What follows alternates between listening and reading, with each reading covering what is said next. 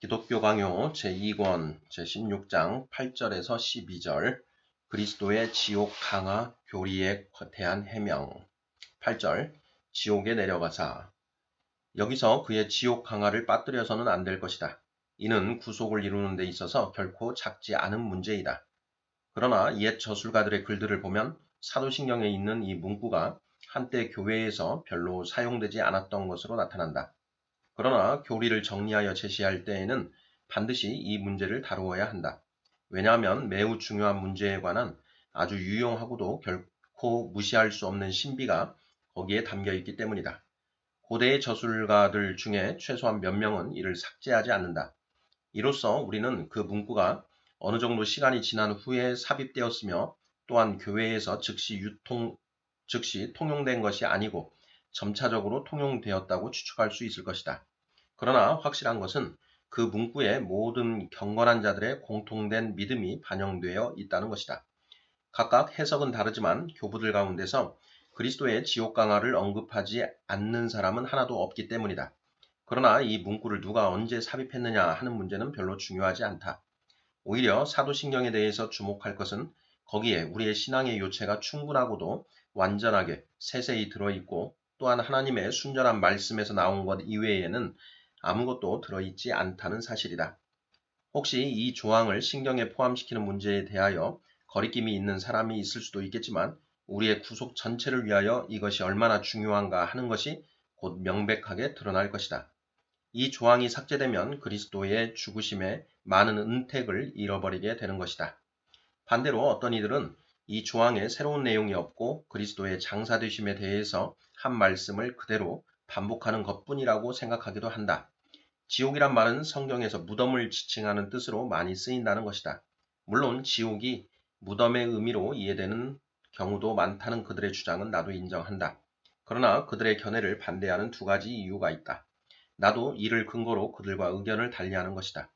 그 자체로서는 전혀 어렵지 않은 분명하고도 쉬운 말로 진술한 내용을 좀 더 분명하게 하기는커녕 오히려 애매하게 만드는 말로 다시 제시한다면 그 얼마나 부주의한 처사이겠는가. 같은 일을 같은 문맥에서 두 가지로 표현할 때에는 언제나 후자의 표현이 전자의 표현을 해명해 주는 것이어야 한다.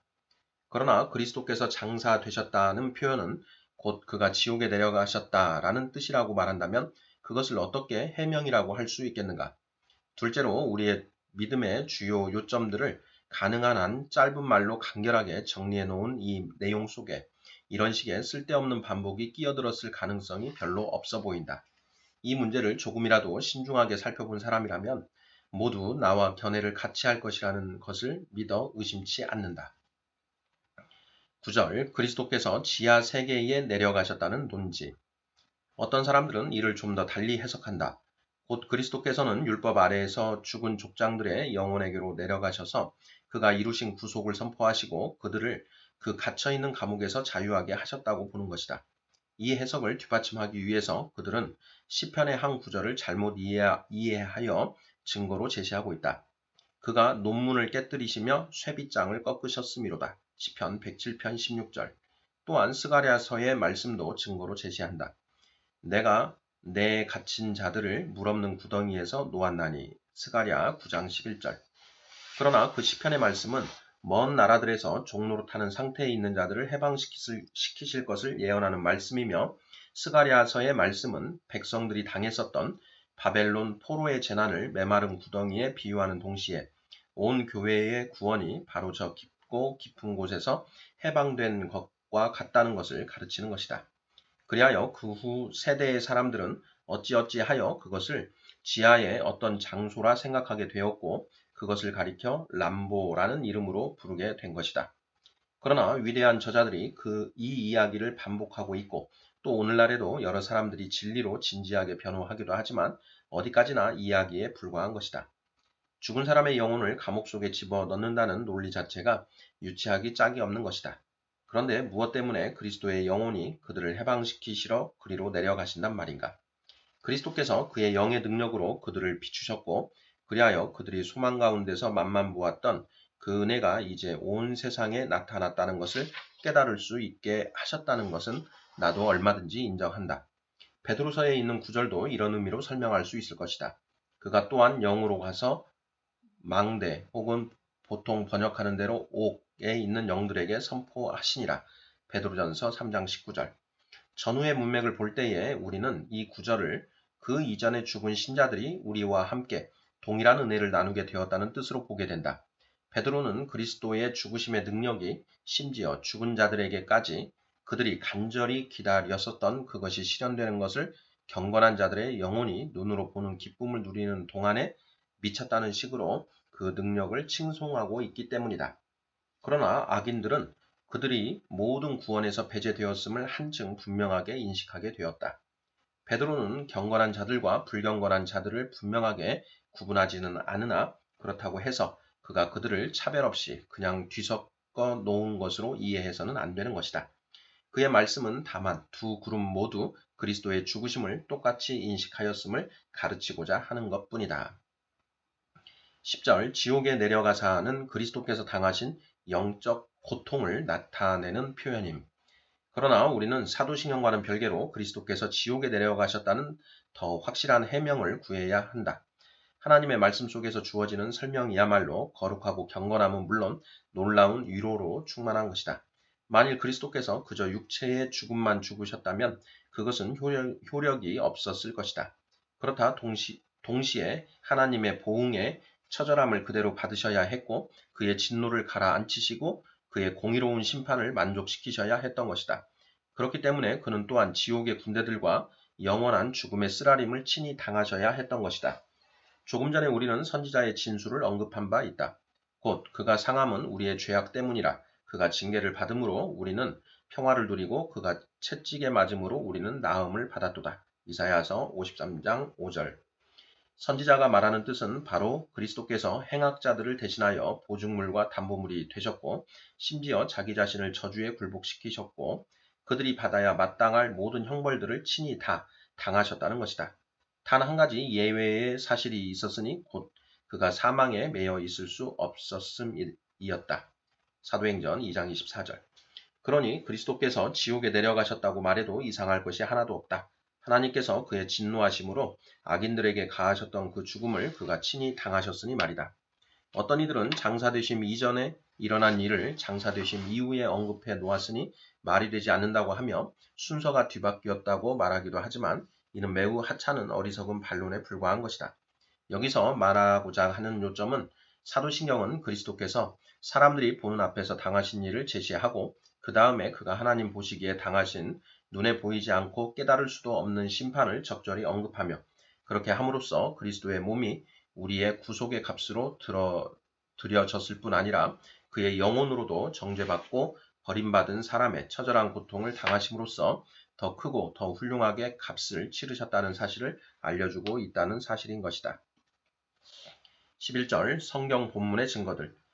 이런 의미에서 베드로는 하나님께서 그를 사망의 고통에서 풀어 살리셨으니 이는 그가 사망에 매여 있을 수 없었음이라고 말씀한다. 사도행전 2장 24절. 베드로는 그저 죽음만을 말씀할 뿐 아니라 하나님의 아들이 하나님의 저주와 진노에서 비롯되는 바 죽음의 고통에 곧 죽음의 근원에 붙잡혀 계셨다는 사실을 분명하게 진술하는 것이다. 아무것도 두려워할 것이 없이 나아가셔서 마치 그저 장난하듯이 그렇게 죽임을 당하셨다면 얼마나 작은 일이었겠는가. 그러나 그는 그 죽음을 처절하게 두려워하시면서도 죽기를 마다하지 않으셨으니 이것이야말로 그의 한량없는 긍휼하심의 진정한 증거였던 것이다. 사도가 히브리서에서 하는 다음과 같은 말씀도 동일한 의미라는 것이 분명하다. 그리스도께서 그의 두려워하심으로 말미암아 들으심을 얻었느니라. 히브리서 5장 7절. 다른 사람들은 여기에 두려워하심을 경건하심으로 번역하지만 그것이 얼마나 부적절한지는 어법에서는 물론 사실 그 자체에서도 드러난다. 그러므로 그리스도께서 심한 통곡과 눈물로 간구와 소원을 올렸고 그의 두려워하심으로 말미암아 들으심을 얻었느니라. 히브리서 5장 7절. 그리스도께서는 죽음을 면하게 해달라고 기도하지 않으시고 죄인으로서 죽음에 삼키운 바 되지 않게 해달라고 기도하셨다. 그는 거기서 우리의 본성을 지고 계셨기 때문이다. 하나님께로부터 버림받고 멀어지며 또한 그 상태에서 하나님을 불러도 응답이 없다는 사실보다 더 끔찍한 구렁텅이는 생각할 수가 없는 것이다. 그것은 마치 하나님께서 친히 우리의 멸망을 꾸미신 것과도 같은 것이다. 그리스도께서는 이처럼 깊은 고뇌 가운데서 나의 하나님, 어찌하여 나를 버리셨나이까? 라고 부르짖지 않을 수 없도록 그렇게 버림을 당하신 것이다. 마태복음 27장 46절. 그런데 어떤 이들은 이 말이 그리스도 자신의 느낌이 아니라 다른 사람들의 생각을 나타내는 것이라고 주장하기도 한다. 그러나 그것은 전혀 개연성이 없다. 이 말씀은 그의 마음속에 깊이 드리워져 있는 고뇌에서부터 나온 것임이 분명하기 때문이다. 그러나 우리의 논지는 하나님이 그리스도를 향하여 미워하셨다거나 노하셨다는 것이 아니다. 그의 사랑하시고 기뻐하시는 아들을 향하여 어떻게 화를 내실 수 있었겠는가? 만일 그리스도 자신이 하나님께 미움을 받으셨다면 그가 어떻게 다른 사람을 향한 아버지의 진노를 시키실 수가 있었겠는가? 우리가 말하고자 하는 것은 바로 이것이다. 곧 그리스도께서 하나님의 극심한 형벌의 위중함을 다 당하셨다는 것이다. 그가 하나님의 손으로 째찌게 맞고 징계를 받으시고 그리하여 하나님의 진노와 보응을 모두 당하셨기 때문이다. 그러므로 hilarius는 이렇게 논리를 전개한다. 곧 그가 지옥에 내려가심으로써 우리는 그가 죽음을 이기셨다는 사실을 얻는다는 것이다. 다른 구절에서 그는 우리의 견해와 다르지 않은 견해를 제시한다. 십자가, 죽음, 지옥, 이것들이 우리의 생명이다. 또 다른 곳에서는 이렇게 말한다. 하나님의 아들은 지옥에 계시지만 사람은 하늘로 들려 올림을 받는다. 그러나 사도의 말씀이 있는데 어째서 사사로운 한 개인의 증언을 인용하고만 있겠는가? 사도는 이러한 승리의 열매를 상고하면서 동일한 사실을 증언하고 있다. 곧 죽기를 무서워함으로 한평생 매여 종노릇하는 모든 자들이 이로써 노임을 받았다는 것이다. 히브리서 2장 15절. 그러므로 그는 본질상 모든 사람들을 끊임없이 괴롭게 하고 짓누르는 그 두려움을 이기셔야 했고 그리고 이를 위해서 그 두려움과 싸우셔야 했던 것이다. 그러니 그의 슬픔과 고뇌가 그저 보통의 슬픔이나 사소한 원인 때문에 생겨난 고뇌가 아니었다는 것이 곧더 확실히 드러날 것이다. 그러므로 그리스도께서는 마귀의 권세와 죽음에 대한 두려움과 지옥의 고통과 친히 맞붙어 싸우심으로써 그것들을 이기시고 개선하셨고 그리하여 우리는 지금 죽임을 당한다 해도 우리의 왕께서 이미 삼켜버리신 그것들을 두려워하지 않게 된 것이다. 베드로전서 3장 22절. 12절 각종 오해와 오류에 대한 반박.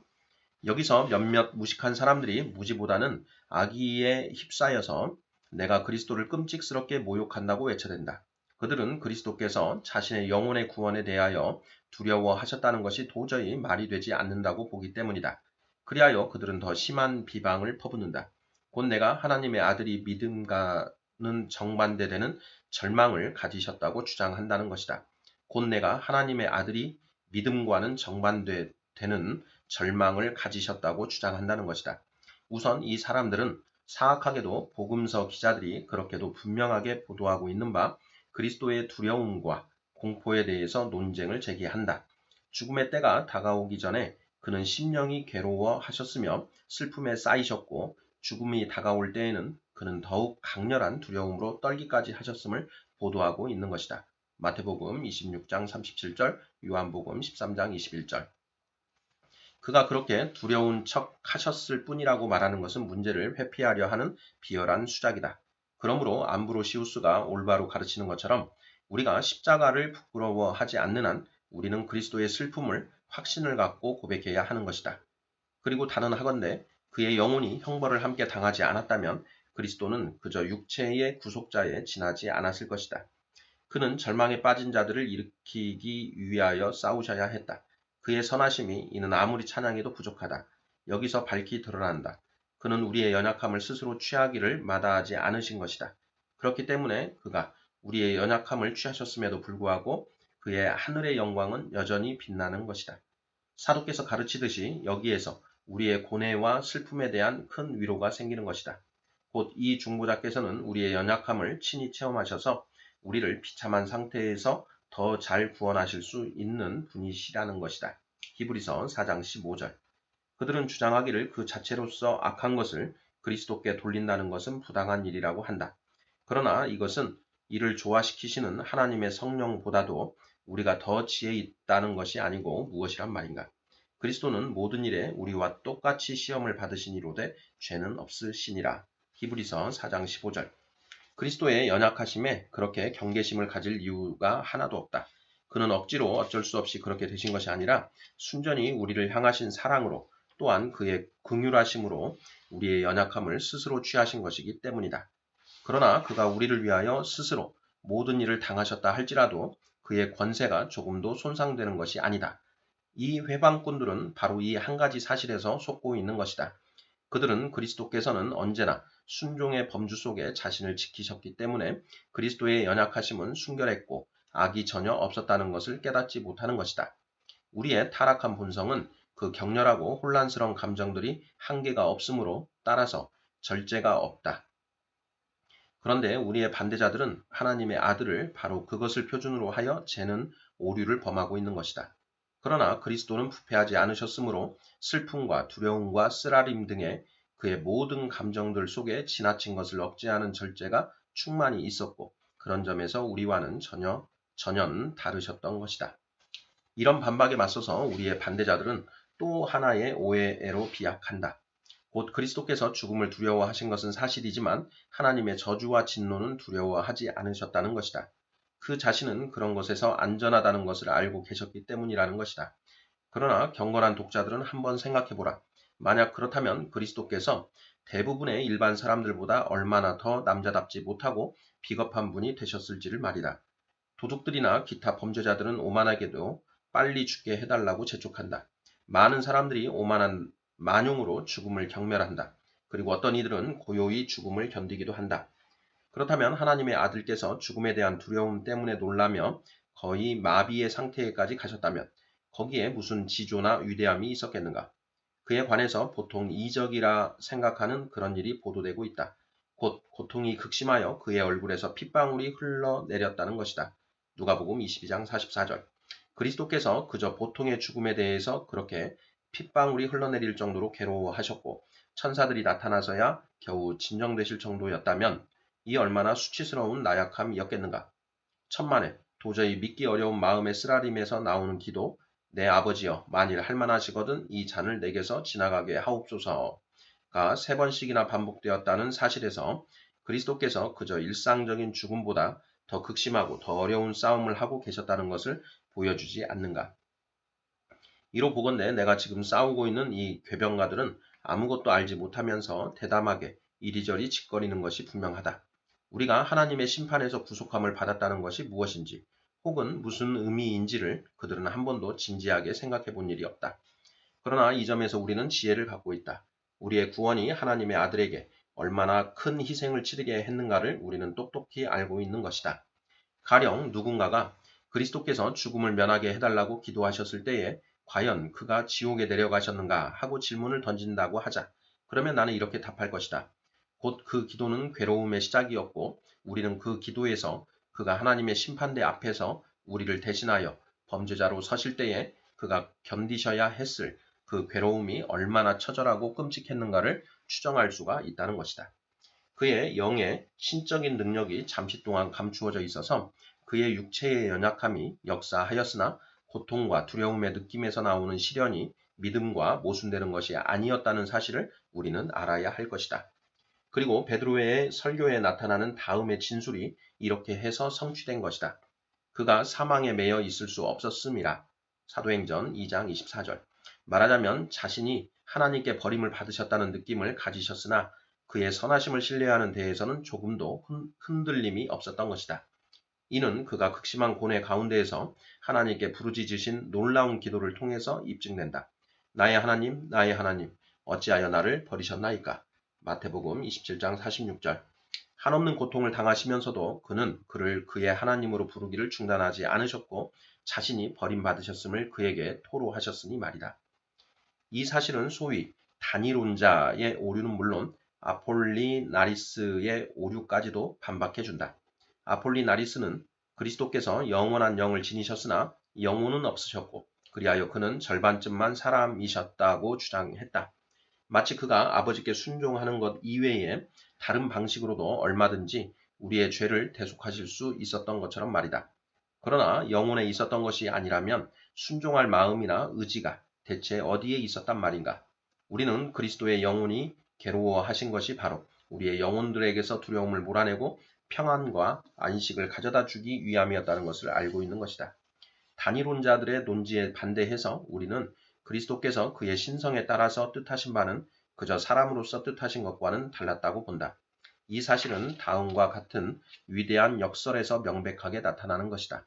아버지여 나를 구원하여 이 때를 면하게 하여 주옵소서. 그러나 내가 이를 위하여 이 때에 왔나이다. 아버지여 아버지의 이름을 영광스럽게 하옵소서. 요한복음 12장 27, 28절. 이러한 곤란 중에서도 그에게는 우리가 우리 자신을 통제하려고 굉장히 애쓸 때에 나타나는 그런 격렬한 행동이 결코 없었던 것이다.